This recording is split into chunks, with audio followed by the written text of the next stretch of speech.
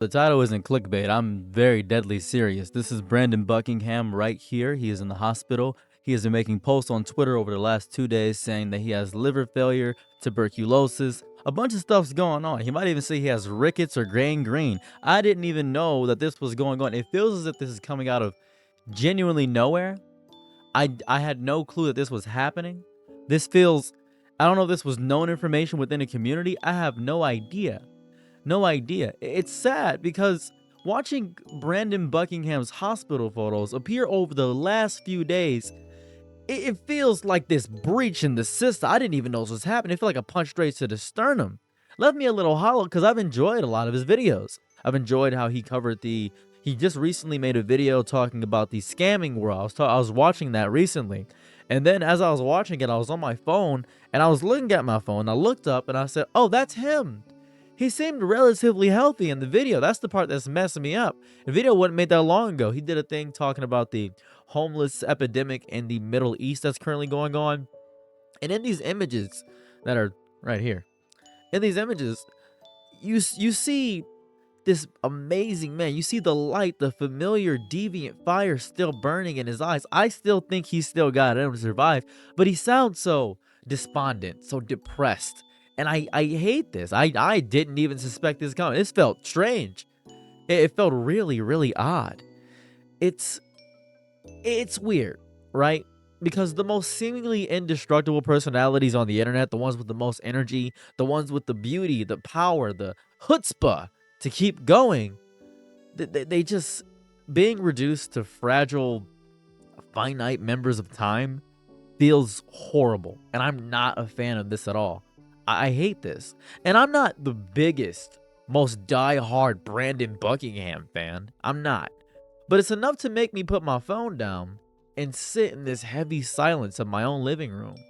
I'm feeling the weight of how little actual control any of us have. This is really bad. This is gonna sound crazy. If you're Christian, I say pray for the man. Something of that variety. He's also been 8 weeks ago. I've discovered 8 weeks ago he was in a not good mental space talking about. I believe he just lost his grandmother, saying he has more people waiting in heaven than he does have here on earth, and that was also concerning.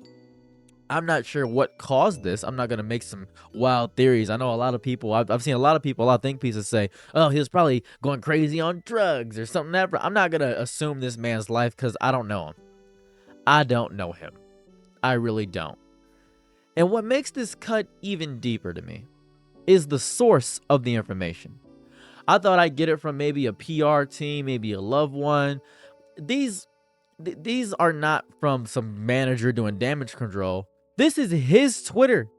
His Twitter that he's posting this from. That's where he's posting it from. He's doing it. His thumb on the screen. His words. His voice. Even if it's just a caption, you can feel the raw, unmediated humanity bleeding through the pixels. The fear, the disorientation, the stark, terrifying awareness that the body you've lived in your whole life, the instrument of your work and your will, can suddenly become traitorous to yourself. That's what's happening to him. And when someone shares their suffering with that level of unvarnished honesty, he's not asking for money. He's simply saying, hey, things are bad right now. This is bad. It does this thing to my brain. It strips away every layer of the persona we have of the person. The audience has projected onto them. The content creator vanishes. I just see a human. Just another human. Vulnerable, very terrified, clutching at hope and connection through the cold glass of a phone screen. And he's just trying to tell us that he's still here. And I'm sorry that the title may be drastic, but I want you to feel the exact moment that I felt when I read what I read on Twitter. So, little known fact, I am a leukemia survivor. I survived blood cancer. Boom, boom. Mostly because I was a Crip. But I survived blood cancer. And when I was going through that horrifying moment of going through chemotherapy and having just a horrifying time, poured in my chest, bad stuff happening, I felt just this, nobody was around me. Nobody cared.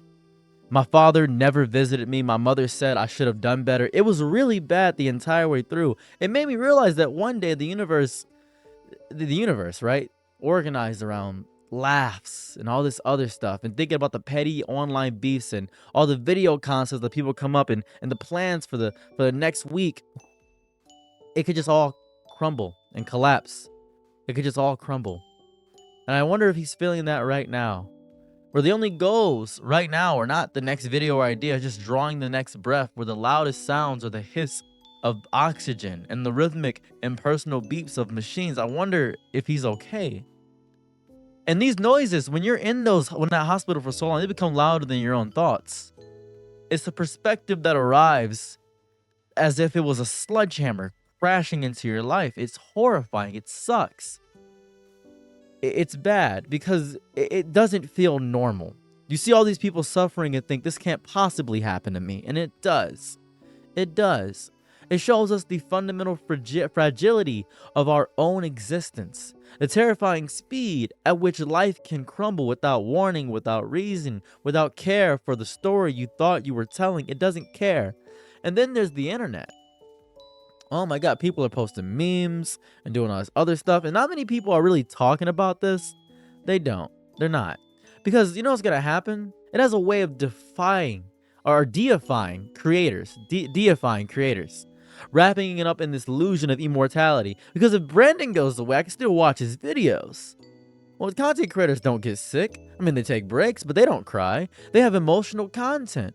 They don't break down. They just log off. But seeing Brandon go through something so human, hooked up to the utilitarian machinery of survival, it really destroys any perception I've had. He's not some guy in a drama or somebody trying to fight in a boxing match on YouTube. He is a person. And I know that's a biological fact that everybody is a person, but I think we so often as people just take away the person from the content creator. And I just want to center it back and forth that this man, I'm a full-time YouTuber now. That's my coworker. It's my coworker. My coworker's in pain right now, and I'm feeling it. I would like you to take this moment to force the gaze inward.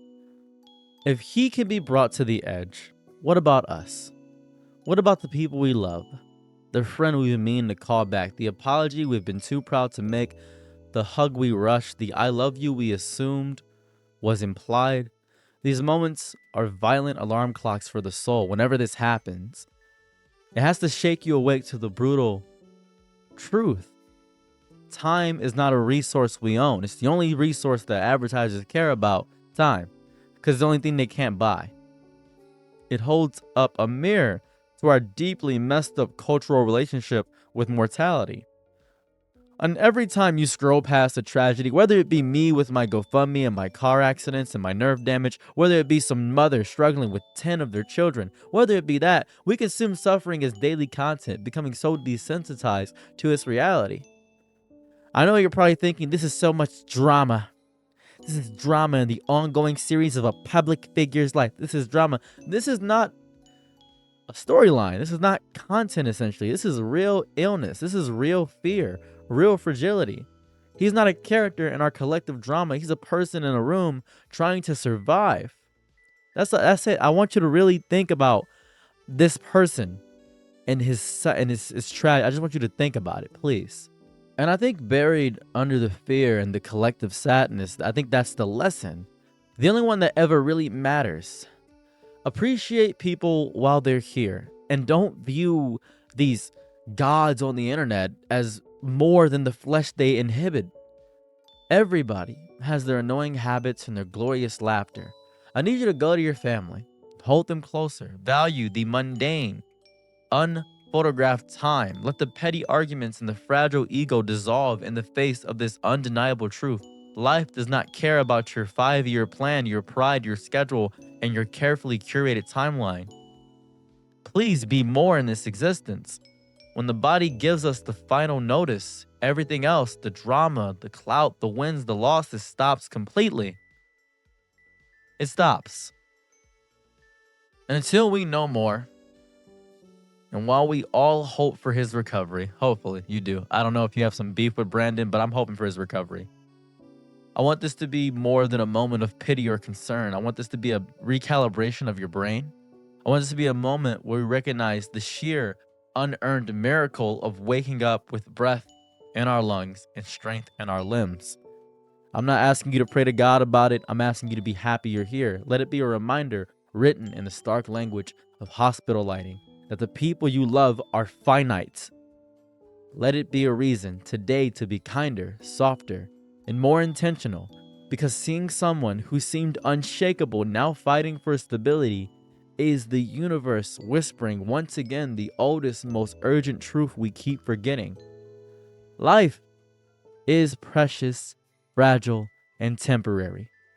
Hold on to the people who matter. Truly hold them while you still can.